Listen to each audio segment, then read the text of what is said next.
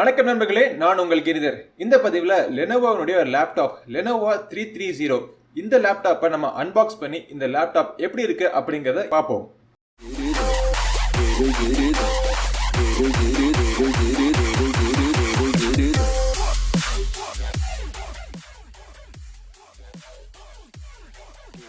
இந்த லெனோவோ 330 லேப்டாப்னுடைய விலை பார்த்தீங்கன்னா 48,000 போட்டிருக்காங்க.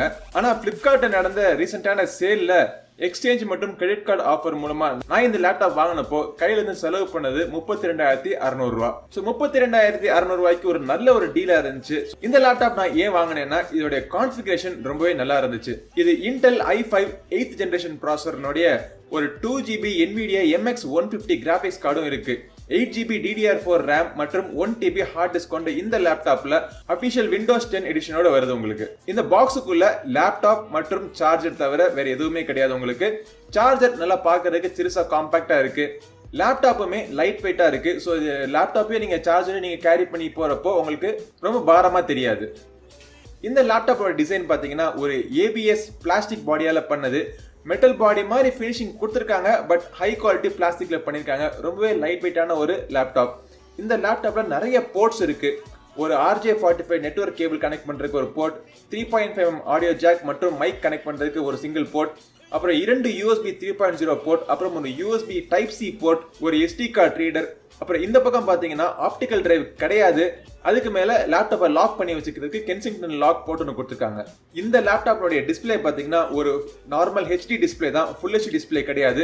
இந்த டிஸ்பிளேயோட சைஸ் 15.6 இன்ச். இது வந்து ஒரு TN பேனல் டிஸ்பிளே. அதனாலே பிரைட்னஸ் கம்மியா தான் இருக்கு. பட் கலர்ஸ் டீசென்டா இருக்கு.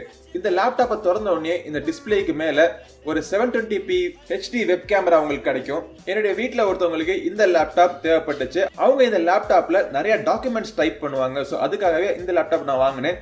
அதுக்கு கம்ஃபர்டபுளா இந்த லேப்டாப்னுடைய கீபோர்டு பாத்தீங்கன்னா ஒரு ஃபுல் சைஸ் கீபோர்டு, நம்பர் கீஸோட சேர்ந்த ஒரு கீபோர்டு. ஒவ்வொரு கீஸுக்கு நடுவில் ஸ்பேசிங் நல்லா இருக்கு. டைப் பண்றதுக்கு நல்ல சாஃப்டான எக்ஸ்பீரியன்ஸ் கிடைக்குது. இந்த ட்ராக் பேட்னுடைய சென்சிட்டிவிட்டியுமே நல்லா இருக்கு. இந்த லேப்டாப்ல டூயல் ஸ்பீக்கர்ஸ் கொடுத்திருக்காங்க. ஸ்பீக்கர்ஸ் கீழே இருக்கு. 2 செல் பேட்டரி. லெனோவோ ப்ராமிஸ் பண்றது 6 hours battery time. Official Windows 10 வருது. ஆனா ஒரு ஆன்டிவைரஸ் மெக்காஃபியோட ஆன்டிவைரஸ் ஒன்று கொடுத்திருக்காங்க. அதை உடனடியாக அன்இன்ஸ்டால் பண்ணிட்டேன். ஏன்னா மெக்காஃபிலாம் வந்து சிஸ்டமை ஸ்லோ பண்ணக்கூடிய சாஃப்ட்வேர்.